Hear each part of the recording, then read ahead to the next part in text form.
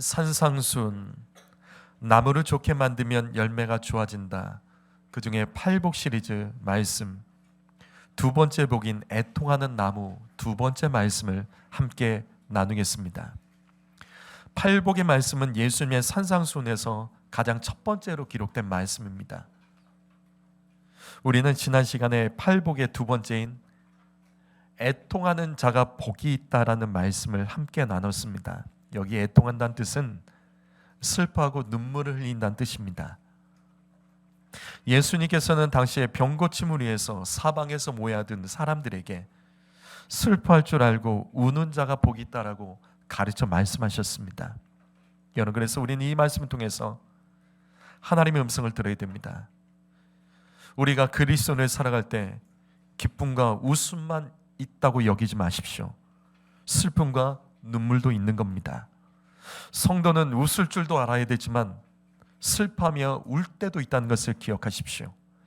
그래서 우린 지난 주일에 먼저 첫 번째 말씀을 나눴죠.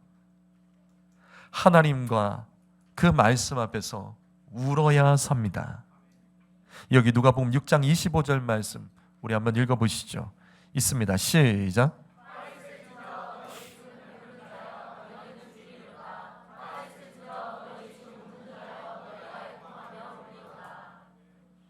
우리는 누구나 배부르려고 하고 웃고 싶어 합니다. 그러나 주님은 배부른 자에게 배고플 줄을 모르면 화가 있다라고 말씀하십니다. 그리고 웃고 즐거워하기만 하려는 자에게 애통하며 울 줄 모르면 화가 있다고 말씀하셨습니다. 그래서 우리는 지난 시간에 시편 56편 8절 말씀을 봤습니다. 나의 눈물을 주의 병에 담으소서. 이것이 주의 책에 기록되지 아니하였나이까.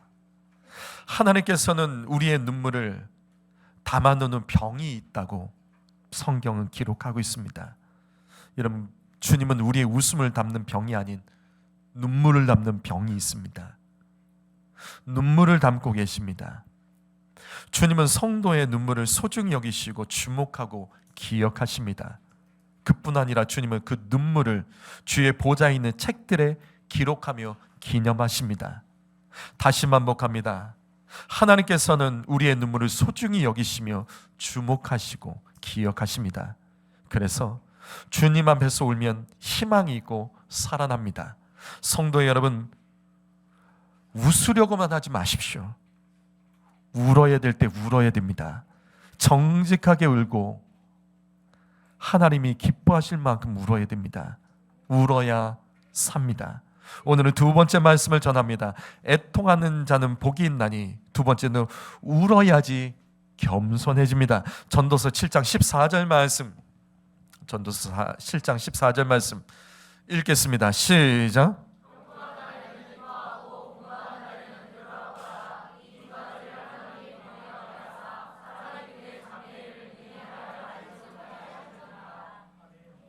이 두 가지 형통과 공고는 하나님께서 모든 사람에게 병행하시는 일입니다.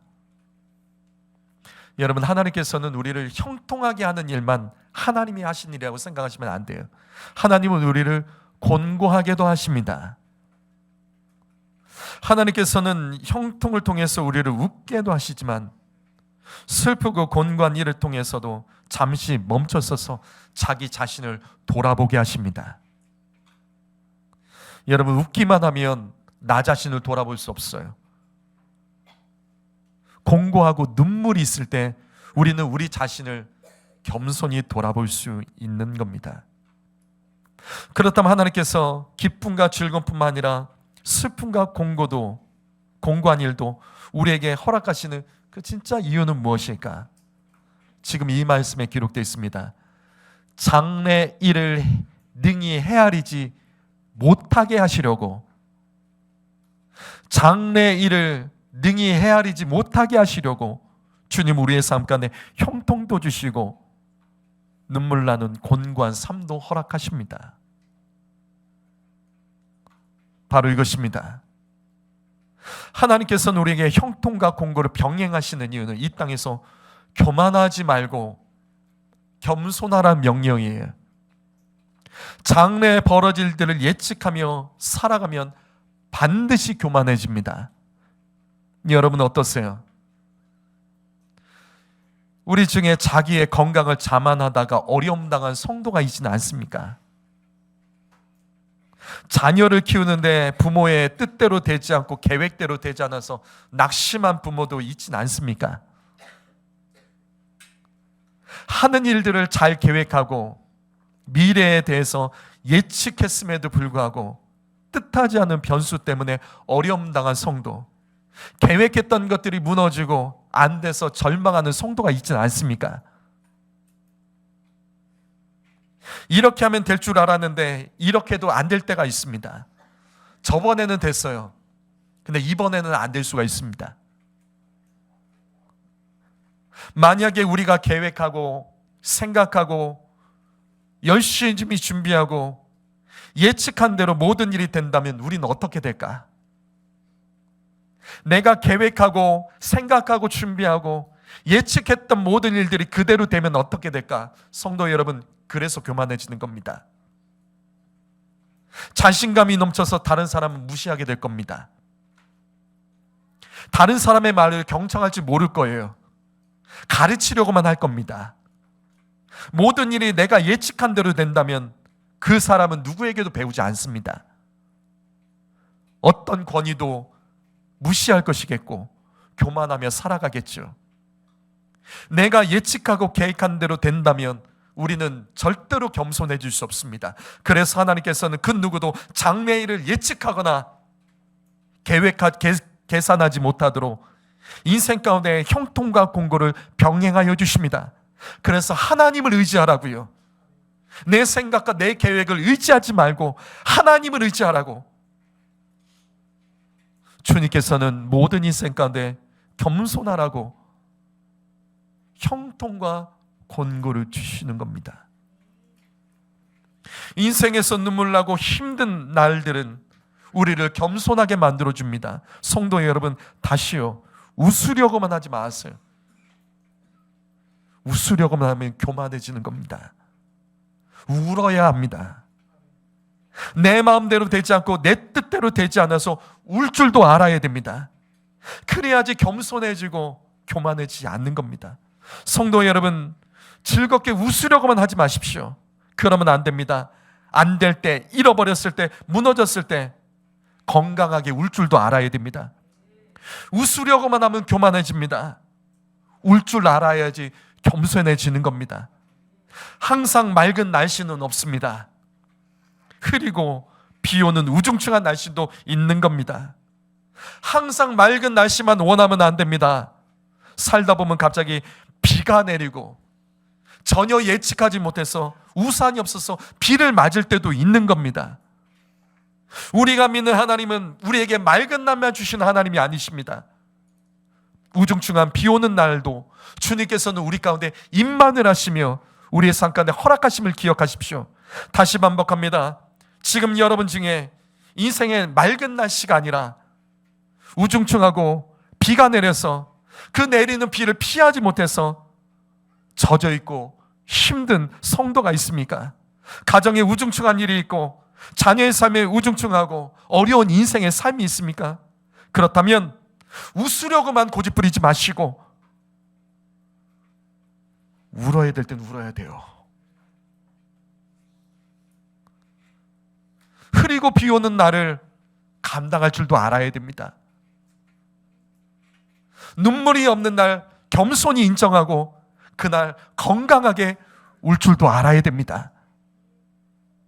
웃고 싶어도 웃지 못할 때 원망하면 안 됩니다. 받아들일 줄도 아셔야 되는 거예요. 그래서 전도서 7장 2절 말씀, 초상집에 가는 것이 잔치집에 가는 것보다 낫다라고 성경은 말씀합니다.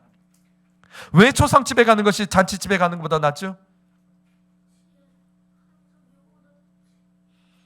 왜 초상집에 가는 것이 잔치집에 가는 것보다 낫죠? 이 똑같은 말을 바로 이어지는 4절에서는 표현이 달라집니다.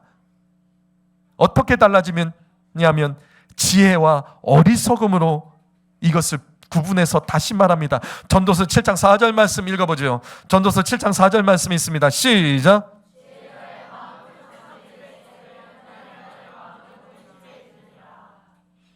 초상집에는 지혜가 있고 웃고 떠드는 잔치집에는 어리석음이 있다는 겁니다. 다시 말해서 눈물이 있는 곳에 지혜가 있습니다. 웃으려고만 하는 곳에는 어리석음이 있습니다. 성도 여러분, 이것을 잘 이해하십시오. 눈물이 있는 곳에는 겸손히 배울 것이 있습니다. 울어야지 겸손해집니다. 성도 여러분, 인생을 살다가 울어야 할 일이 생겼을 때 겸손해지라는 하나님의 음성을 들어야 됩니다. 어리석은 사람은 눈물 나는 일이 생겼을 때, 자신을 웃지 못하게 만드는 일들이 벌어졌을 때 내 주변 사람들을 원망할 거예요. 남편 탓하고 아내 탓하고 자식 탓하고 부모 탓하고 환경 탓하고 습관적인 버릇처럼 과거의 아픔을 또 끄집어내고 상처 타령하며 분노하며 자기 연민에 빠지게 될 겁니다. 성도 여러분, 눈물 날 때 남 탓하고 환경 탓하지 마십시오. 웃으려고만 하지 말고 그때 울어야 됩니다. 겸손해지라는 하나님의 음성을 들어야 됩니다.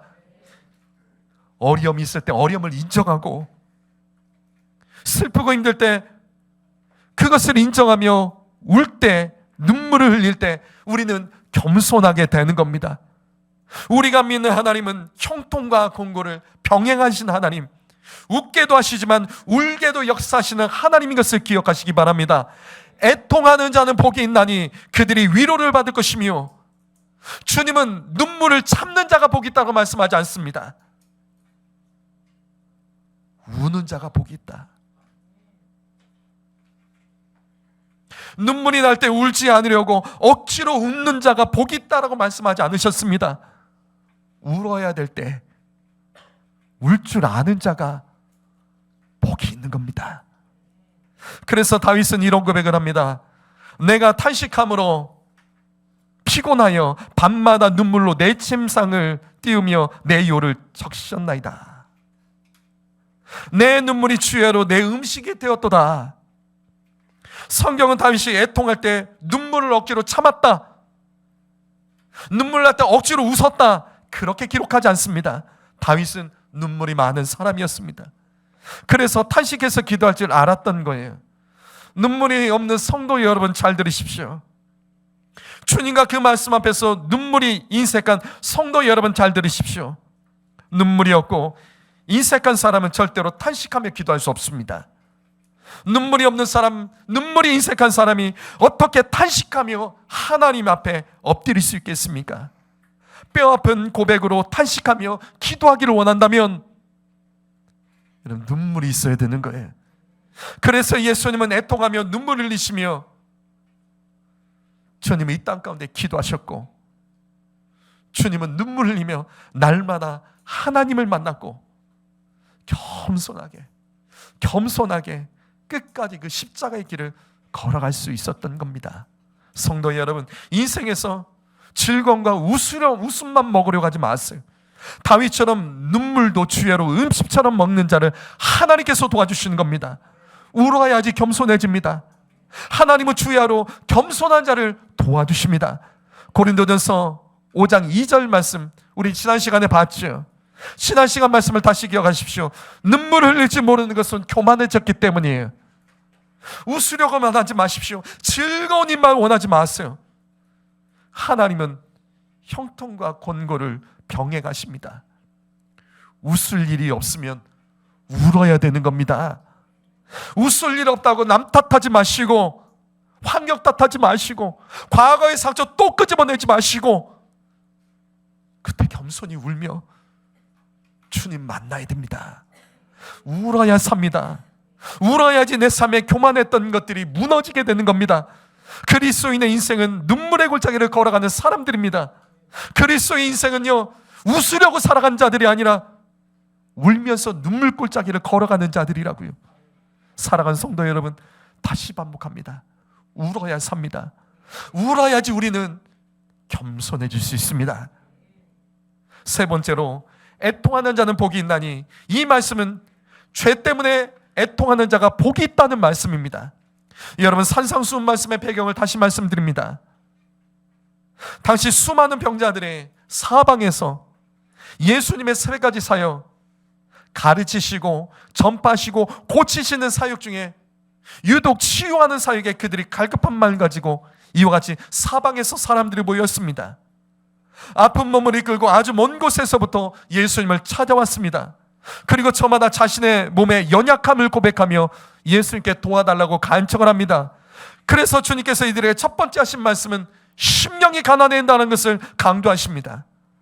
주님의 첫 마디는 심령이 가난한 자가 복이 있다고 말씀하시면서 왜 몸의 궁핍함과 몸의 연약함에 대해서는 이렇게도 적극적으로 그 먼 곳에서부터도 힘들게 간절한 마음을 가지고 찾아오면서도 왜 영혼에 대한 궁핍함, 영혼에 대한 연약함에 대해서는 간절함과 갈급함이 없냐고 말씀하셨던 것이 팔복의 첫 번째 말씀인 심령이 가난한 자가 복이 있다는 말씀입니다. 그리고 이어서 주님은 두 번째로 또 말씀하시는 것은 애통하는 자, 우는 자가 복이 있다라고 말씀하십니다. 당시 수많은 사람들이 예수님께 병고침을 받기 위해서 모여들었습니다.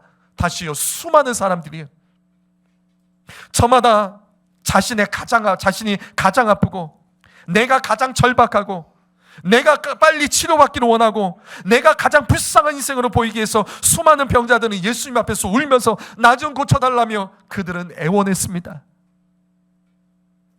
그래서 주님은 병 낫기를 간구하며 울고 있는 그와 같은 자들을 향해서 몸이 건강해지기를 그렇게 간절히 원하며 울면서도 왜 너의 인생의 죄 때문에 죽어가는 너 자신과 너의 가정을 위해서는 울 수 없냐며 하신 말씀이 애통하는 자가 복이 있다는 말씀입니다. 죄 때문에 울어야지 더 큰 복을 받게 되고 진짜 하나님의 위로가 있다는 말씀이 바로 이 말씀입니다. 성도 여러분, 여러분은 눈물 흘리며 죄를 회개하면서 울어본 적이 언제였습니까? 죄를 회개하며 울었던 적이 언제 있죠? 교회 충직자 여러분, 여러분은 가장 최근에 죄를 애통해하며 언제 울어보셨습니까? 그리고 이번에 권성화 안수 입사 대상자 여러분, 정말 솔직해지십시오. 여러분은 최근에 나의 죄를 애통하며 언제 울어보셨습니까? 죄에 대한 책망과 권면 앞에서 애통하는 마음으로 울어보셨습니까? 혹시 죄에 대한 말씀 앞에서 교만하고 뻣뻣하진 않으셨습니까? 어느새 교만이 나의 몸과 마음을 지배하고 있진 않습니까? 시편 51편 17절 말씀, 하나님께서 구하시는 제사는 상한 심령이라. 하나님이여 상하고 통해하는 마음을 주께서 멸하지 아니하시리다.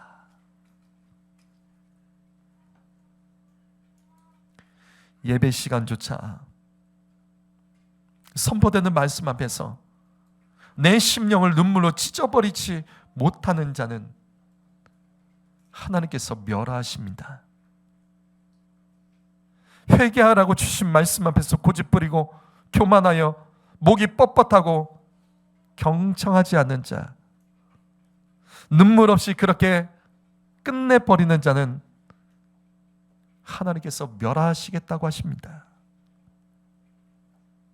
성도 여러분, 예배 시간에 말씀을 듣고 언제 상한 심령 마음을 찢고 애통하며 눈물을 흘리며 엎드려 보셨습니까? 감동적인 예화나 영상 말고요, 오직 말씀 때문에 언제 울어봤으며 죄를 회개해 보셨습니까? 하나님께서 원하시는 예배는 애통하는 예배입니다. 말씀 듣고 시원해지려고 하지 마시고 말씀 듣고 가슴을 찢고 심령을 찢는 마음으로 울어야 사는 겁니다. 하나님은 주 앞에서 우는 자를 절대 멸시하지 않으십니다. 주 앞에서 울면 멸시당하지 않는다고요. 보실래요? 누가복음 7장 37절과 38절 말씀 읽어보시죠. 있습니다. 시작.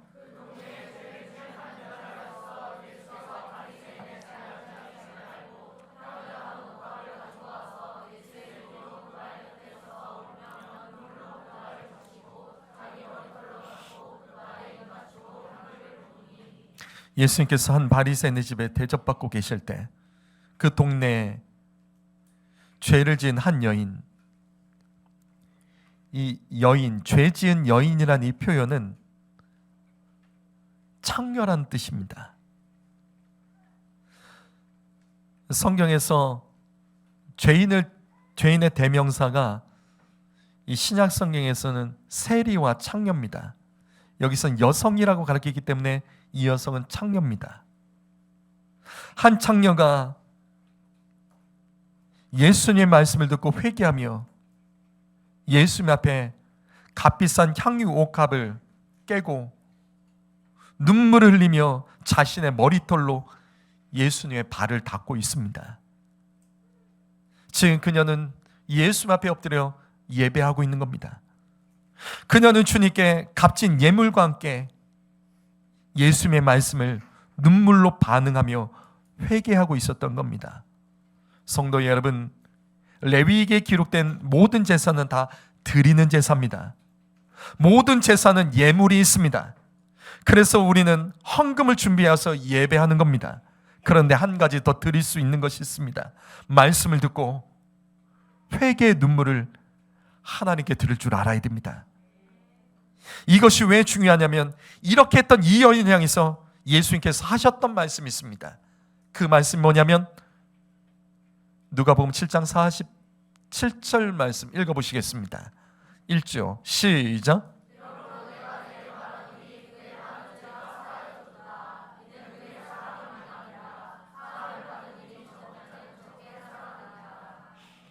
이 말씀은 놓치지 마십시오.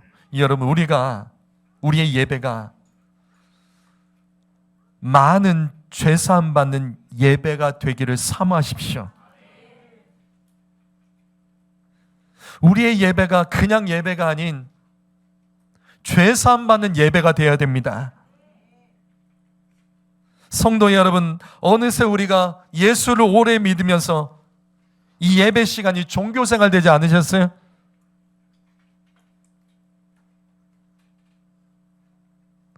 죄사함 받는 예배로 드려지고 있습니까? 말씀 속에서 내 죄와 싸우고 계십니까? 내 죄가 드러나면 자존심으로 반응하며 교만하며 예배하고 있지는 않습니까? 귀 있는 자는 성령이 교회에게 주신 음성을 들어야 됩니다. 성령의 음성을 듣지 못하면 말세 회개하지 못해서 주님 앞에 멸시당합니다.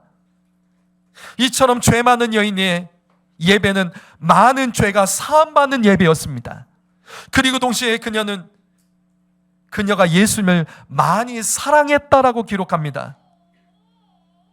분명 예수님은 죄사함의 크기를 주님을 사랑하는 크기로 말씀하고 계십니다.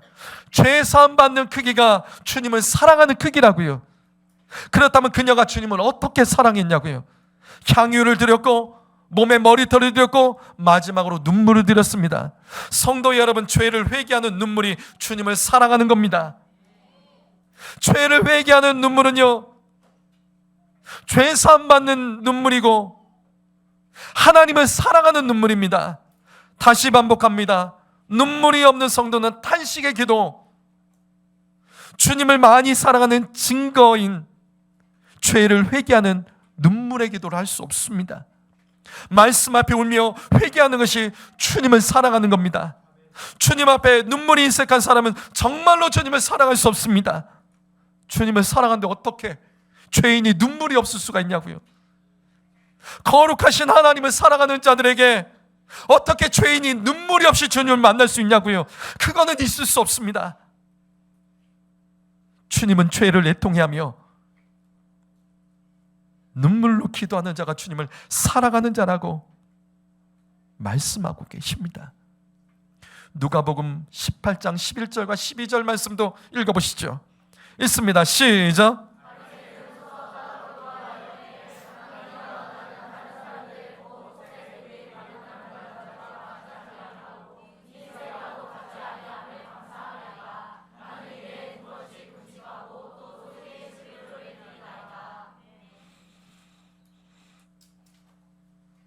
예수님 당시 바리새인의 기도가 어떤 것이었는지 주님이 가르쳐 주셨습니다.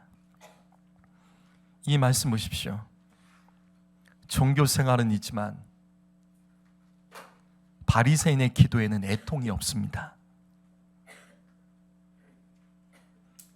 이 기도만 보면 질서 있는 신앙생활 같지만 바리새인의 기도에는 교만이 가득합니다. 왜? 눈물이 없기 때문에. 우리의 신앙생활을 점검하세요. 나의 기도를 점검하세요. 기도할 때 교만하지 않도록 눈물이 있어야 됩니다. 그래서 주님은 바리새인의 기도를 책망하시고 한 세리의 기도를 칭찬하셨습니다. 누가복음 18장 13절 말씀 읽어보시죠. 시작.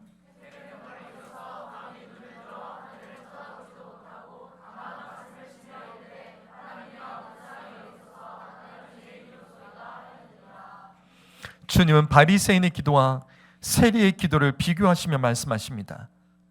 세리의 기도에는 교만이 없습니다. 왜냐하면 그의 기도에는 눈물이 가득하기 때문입니다. 가슴을 찢으며 죄인이라고 고백하는 이 기도, 분명 바리새인의 기도보다 화려하지 않습니다. 우아하지도 않고 멋있지도 않습니다. 그러나 주님은 세리의 기도를 기뻐하셨습니다. 그래서 예수님은 바리새인과 세리의 기도에 대해서 이렇게 말씀하십니다. 누가복음 18장 14절 말씀 읽어보죠. 시작.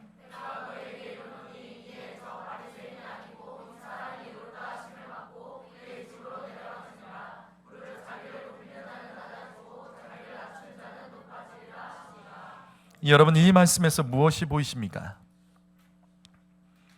여러분, 이 말씀 속에서 무엇이 깨달아지십니까? 어떤 거죠? 예수님은 바리새인과 세리의 기도를 말씀하시며 결론으로 말씀하신 말씀이 바로 이 말씀입니다. 이 말씀 속에 우리는 무엇을 봐야 될까요? 우리는 이 말씀에서 무엇을 깨달아야 될까요?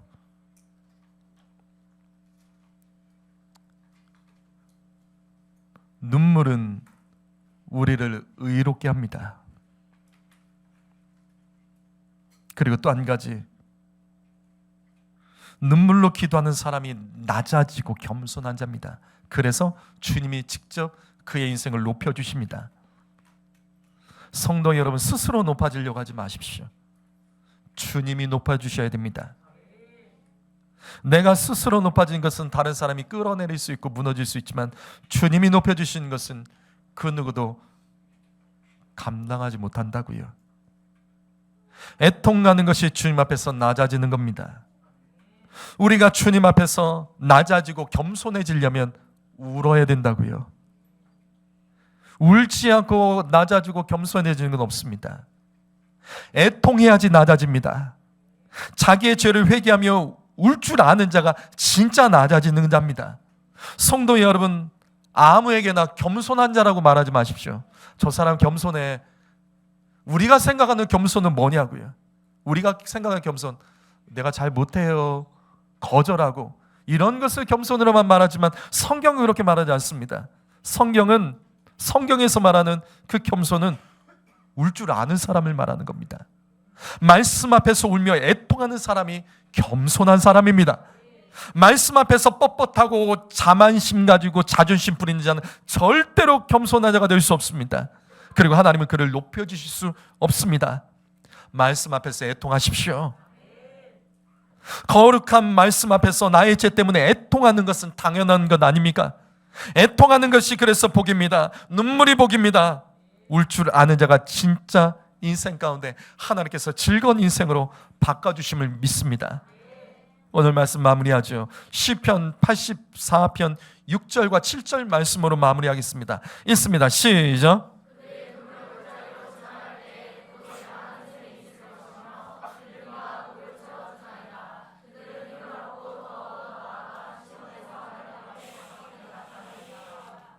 우리 이 말씀을 순서대로 해석해야 됩니다.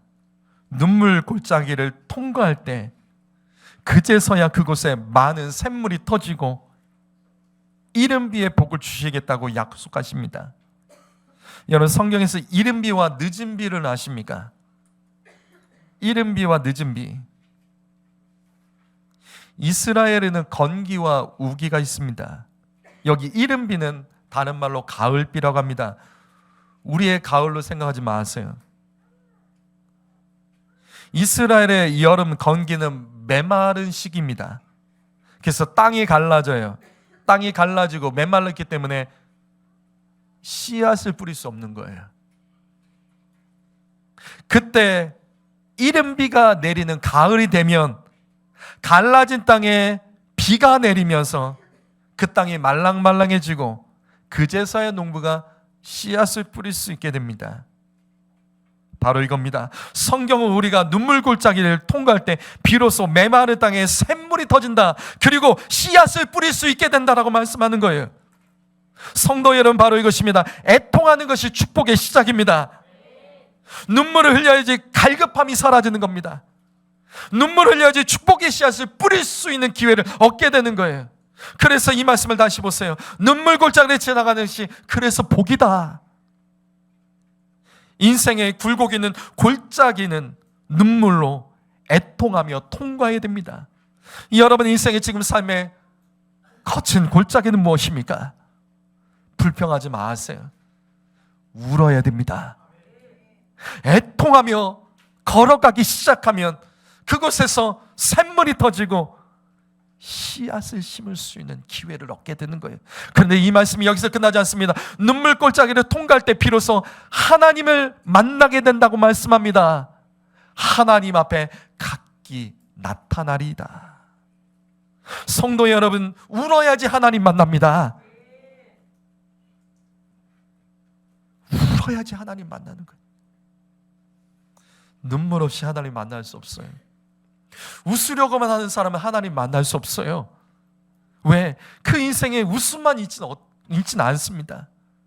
모든 인생은 형통강국을 하나님께서 병행하시기 때문에 울 줄 알아야지 진짜 주님 만나는 거예요. 눈물이 없는 성도는 하나님을 만나지 못한 겁니다. 여러분의 인생 가운데 아직도 내가 인격적으로 하나님을 만나지 못했다면 그것은 분명히 눈물의 부족함이 있을 거예요. 울면 주님 만날 수 있습니다. 울면서도 주님 만나지 못한 사람 없습니다. 성도 여러분, 우리는 감사하며 하나님을 만날 줄도 알아야 되지만 인생을 살면서 항상 감사할 수 있는 일이 있는 건 아니에요. 그래서 울어야지 주님을 항상 만날 수 있는 겁니다. 감사하며 우는 자가 항상 주님을 만날 수 있으면 기억하십시오. 죄인이 하나님을 만나려면 울어야죠. 바로 이겁니다. 애통하는 것이 은혜입니다. 애통하는 자가 복이 있습니다. 애통하는 사람이 진짜 신앙생활 하는 겁니다. 애통하는 믿음이 주님과 동행하는 믿음인지 믿습니다. 기도하겠습니다.